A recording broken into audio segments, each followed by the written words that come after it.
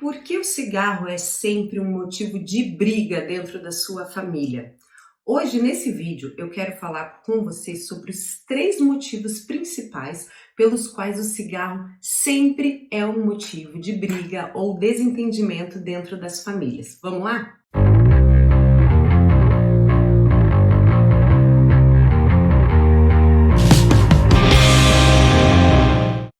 Olá, eu sou a Josiane Marchioro, eu sou médica pneumologista, especialista em tabagismo e esse é o canal Parando de Fumar em 4, 3, 2, 1. E a gente está aqui para te dar dicas e mudar a sua cabeça em relação ao cigarro para você conseguir parar de fumar de forma efetiva e definitiva. O tema de hoje é sobre brigas em família, no qual o protagonista é o cigarro. Sim, infelizmente, além de causar tantos danos a quem fuma, ele também costuma ser causas frequentes de brigas entre as famílias, entre pai e filho, entre marido e mulher, e assim vai.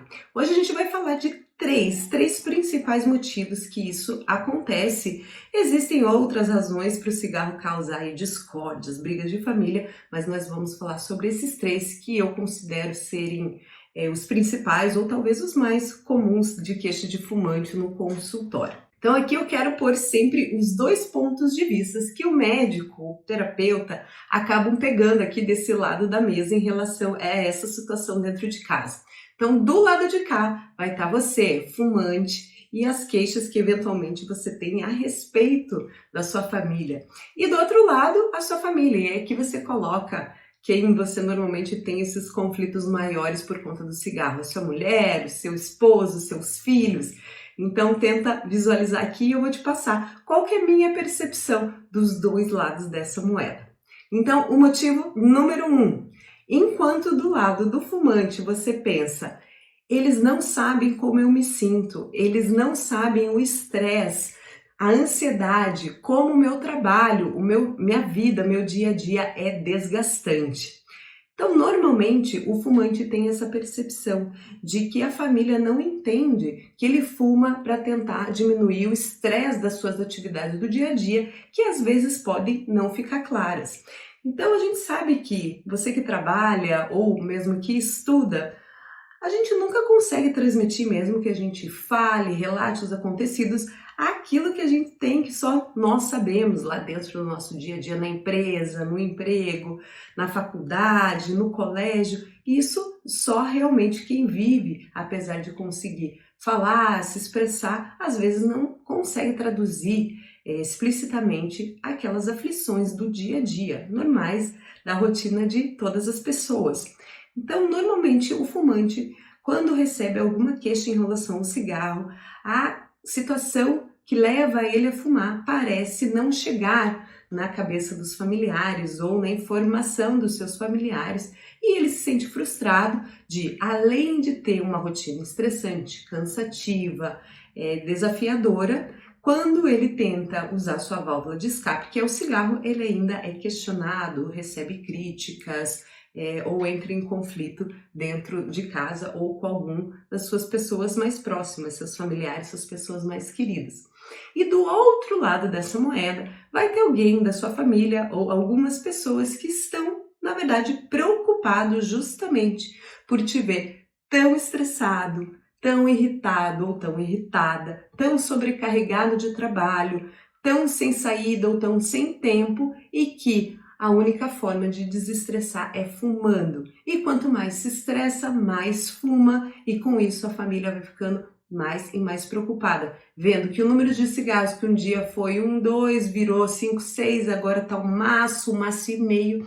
E isso começa a deixar a família muito ansiosa em relação a aonde isso vai parar. Então, enquanto de um lado o fumante tenta se desestressar com o cigarro, ele acredita que a sua família não entende o quão estressante é seu dia a dia e do outro lado a família está extremamente preocupada justamente por conseguir enxergar, talvez não o porquê, mas consegue enxergar como a pessoa tem uma vida puxada, desgastante, estressante e tem medo em relação ao cigarro porque isso parece não ter limite, não tem fim e ser a única válvula de escape, o que preocupa as pessoas. Então, qual que é o link, o match que vai deixar vocês conversarem de uma maneira harmônica ou pelo menos que seja construtiva para os dois lados. Talvez você, como fumante, tenha que expressar melhor quais são as suas angústias no seu dia a dia que fazem você querer fumar mais e por que você sente que o cigarro é a única alternativa para essa válvula de escape.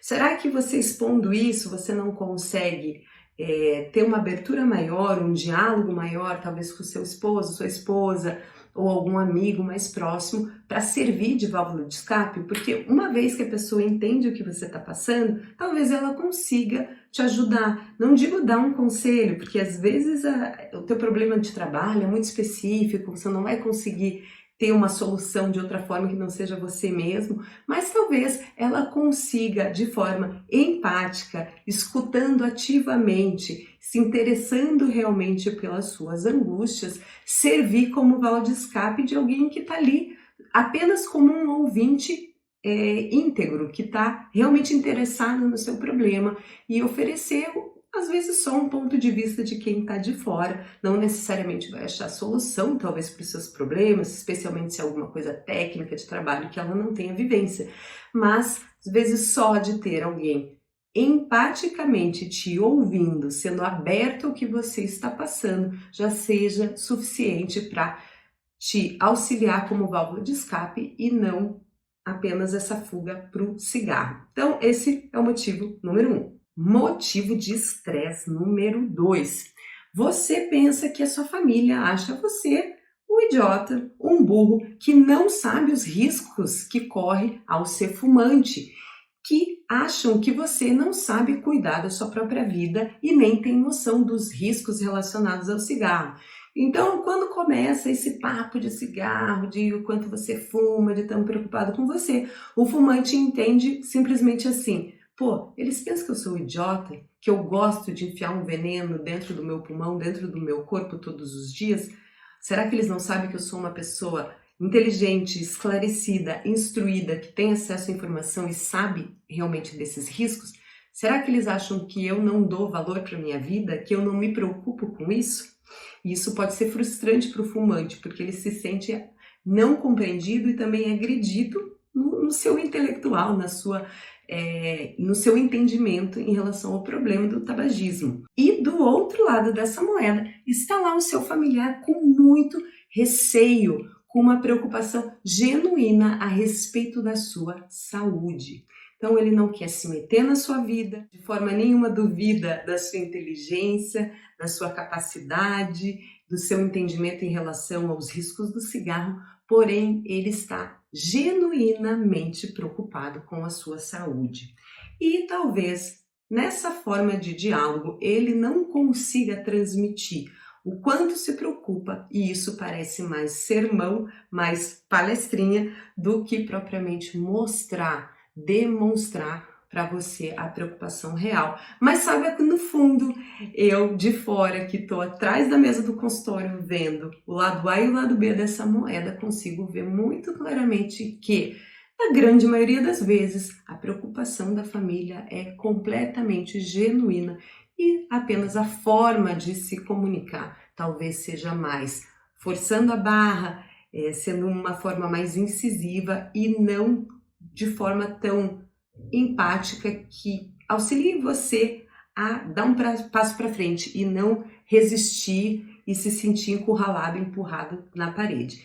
Então eu sei que eu vou repetir esse termo de empatia aqui nesse vídeo algumas vezes, mas geralmente os conflitos em relação ao cigarro são por preocupações totalmente genuínas do lado da sua família e das quais, quando chega em você, sempre vai chegar de uma forma que você resista ou entre em embate, em confronto com aquela opinião, apesar de no fundo você entender e entender realmente qual o motivo da preocupação. Então, geralmente do seu lado de fumante, você até no fundo sabe que aquela pessoa que você ama tanto e que te ama tanto está falando aquilo porque realmente se preocupa. Porém, a forma de abordagem faz com que você entre em conflito, que você resista, que você negue ou simplesmente se sinta acuado.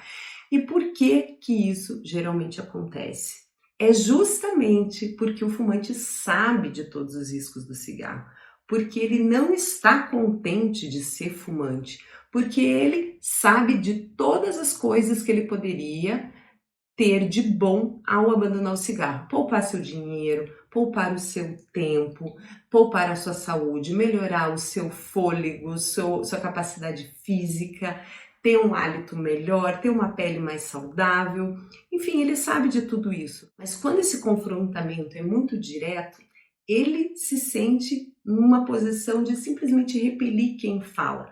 Por quê? Porque senão ele vai ter que expor todas as dores, todas as dificuldades, todos os receios que ele tem em relação a parar de fumar.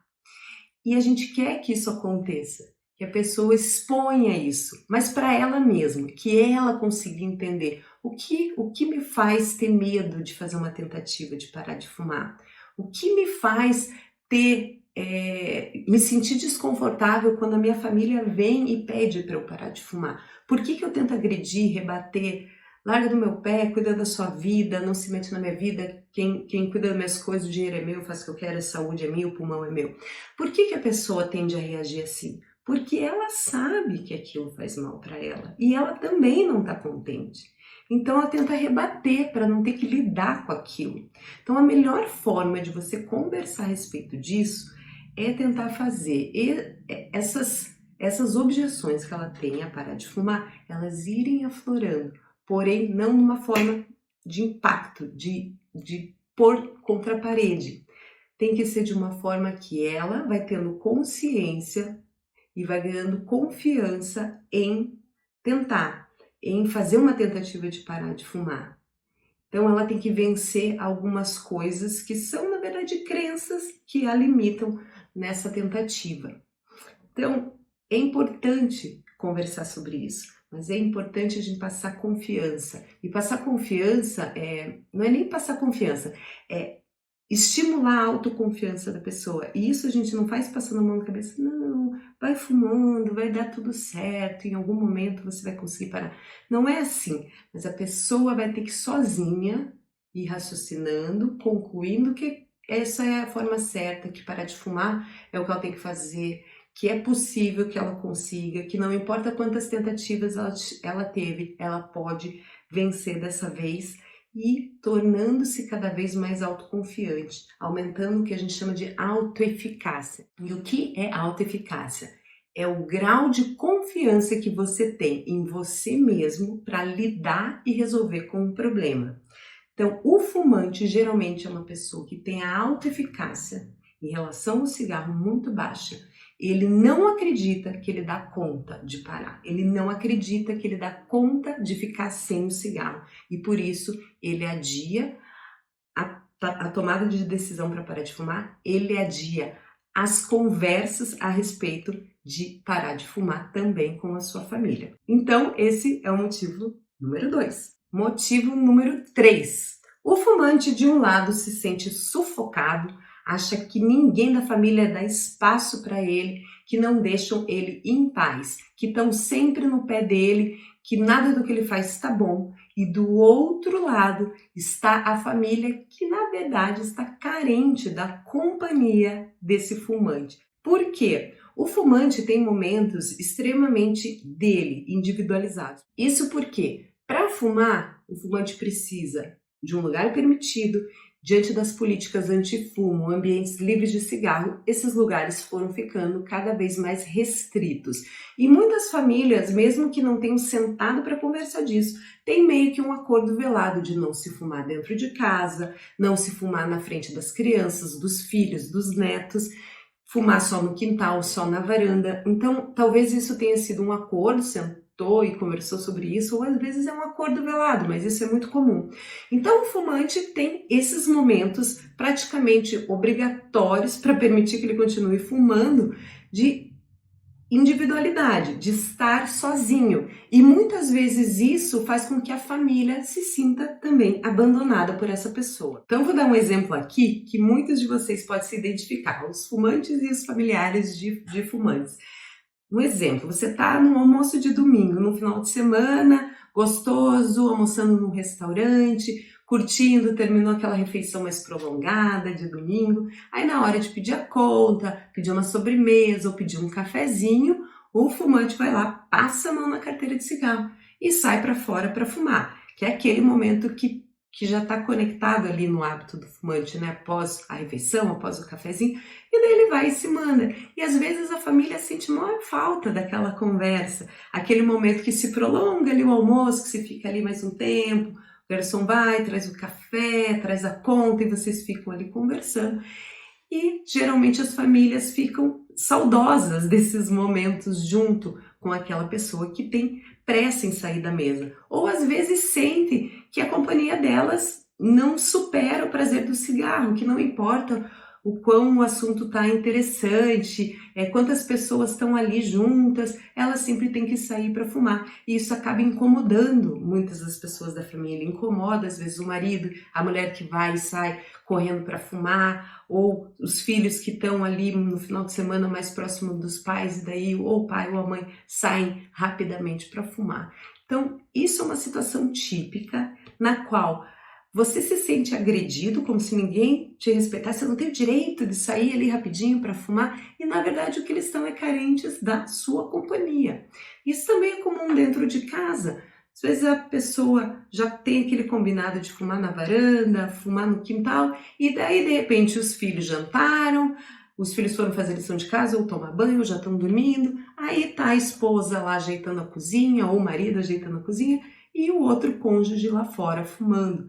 E daí ela se sente sozinha, ou ele se sente sozinho, porque seria um momento que poderiam conversar, que os filhos já estão dormindo, ou que já estão brincando, fazendo alguma coisa que eles poderiam ali trocar um papo no final do dia, e ele prefere fumar, ela prefere fumar. Então isso é muito comum de surgir esse questionamento, essa crítica de que ele prefere o cigarro do que a minha companhia, ela prefere sair correndo para fumar do que conversar comigo mais um pouco, do que a gente estar um pouco mais juntos.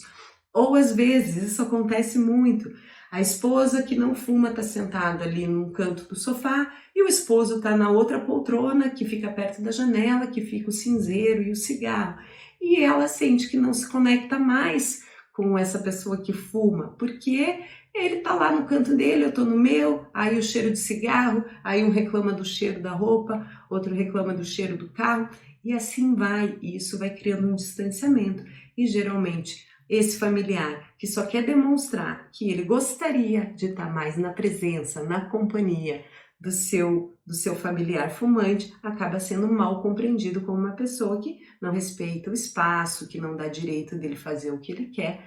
Mas, no fim das contas, esses três motivos que levam a tantas situações de briga, de estresse entre os familiares, nada mais são do que situações de preocupação genuína dos seus familiares e de uma preocupação genuína sua em relação à sua saúde, porém, ainda naquele período de ambivalência que a gente chama de querer parar, mas não saber como, ter receio de parar, às vezes achar que gosta de fumar e nas outras vezes achar que odeia, e com isso você tende a ter uma postura que evita, que repele esse tipo de conversa a respeito do cigarro. Então a lição para os fumantes é que entendam que as suas famílias provavelmente sentem muito a sua falta, a sua companhia nos momentos que você está longe fumando, se preocupam muito com a sua condição de saúde, seja porque você já teve uma doença relacionada ao cigarro, ou seja porque você não tem nada e elas não querem que você tenha. E terceiro, porque o cigarro tem esse papel muito ambíguo. Apesar dele parecer uma válvula de escape, parecer que te acalma, no fim, a cada 2, 3 horas, quando aquela nicotina que estava lá em cima, né, na sua circulação sanguínea, no seu cérebro, começa a cair, aparecem os sintomas de abstinência, de fissura, que são de irritabilidade, de extrema urgência em fumar. E no fim, aquilo que você acha que te acalma é o que no primeiro momento começou a te deixar nervoso, porque a falta de nicotina te deixa agitado, inquieto, impaciente, sem foco. Então, esse é o papel estranho, ambíguo que o cigarro causa e que, na verdade, nada mais é do que aquele sistema de recompensa cerebral agindo sempre para manter a tua nicotina, o teu nível de nicotina próximo do nível estável em que você tem essa sensação de relaxamento. Porém, se você nunca tivesse fumado o primeiro cigarro, você não sentiria a falta da nicotina e não estaria nervoso, ansioso para fumar novamente. E para encerrar, eu gostaria de dar 2 dicas que talvez venham a minimizar esse estresse causado pelo cigarro. Você, fumante, independente da forma como a pessoa está abordando isso com você, que pode ser de uma forma mais agressiva, pode ser de uma forma mais empática, oferecendo mais ajuda, você vai tender a reagir. E a minha dica aqui é: saiba que você vai tender a reagir e tente inibir esse impulso. E de que forma você faz isso? Lembrando que a tua tendência a reagir só existe porque alguma coisa dentro de você está pesando. O porquê eu fumo e será que não é melhor eu parar de fumar? Então sempre o fumante está vivendo essa balança. Quando ele acende um cigarro que ele se sente relaxado, puxa, eu tava precisando fumar para me distrair, para me relaxar. Do outro lado ele está pensando, meu Deus, até quando que eu vou depender desse veneno para me sentir bem, me sentir relaxado e tocar minha vida? Então você sempre está nessa ambivalência que a gente chama, que é justamente variar entre quero parar de fumar e quero continuar fumando. Então, mesmo que não seja de forma consciente, sempre esse raciocínio dúbio fica te perseguindo e isso é desgastante. E quando a gente tem um desgaste e isso é trazido à tona numa conversa, a tua tendência é querer evitar esse papo. Então a dica número 1 é: saiba que a tua tendência vai ser reagir. Por quê? Porque você está vivendo sempre ambivalência, alguém está cutucando para te fazer pesar essa balança para o lado de parar de fumar. Então você vai tender a reagir. Mas tente conversar de maneira aberta, sabendo que isso está incomodando, porque você, no fundo, sabe que talvez a decisão mais acertada seja largar o cigarro. E você, familiar de um fumante e que genuinamente quer ajudar essa pessoa a parar de fumar, por mais tranquila que a pessoa seja, por mais easygoing que ela seja, todas as pessoas gostam de sentir que elas pensaram, elas deduziram, elas concluíram e tomaram uma decisão da própria cabeça. Então, estimule que essa pessoa, que esse fumante, pense, raciocine, questione por ele mesmo. Não imponha, não dê palestrinhas, ele precisa levantar os seus questionamentos internos e ele mesmo chegar às próprias conclusões. E com isso, ele vai tentar fazer uma tentativa verdadeira, uma tentativa séria de parar de fumar. Então eu espero que eu tenha ajudado tanto você, familiar de um fumante querido, quanto você que fuma, para a gente poder reduzir esses embates, esses estresses dentro da sua família. Para você que fuma, esse canal é cheio de vídeos que podem te ajudar a resolver essa ambivalência e partir para a fase de ação, aquela na qual a gente escolhe um dia para parar de fumar, planeja e leva esse plano para frente para parar de maneira definitiva. E para você que tem um familiar fumante querido que você quer ajudar, eu vou deixar um link aqui embaixo de um vídeo que eu fiz especialmente falando mais sobre como ajudar alguém a parar de fumar. Te vejo no próximo.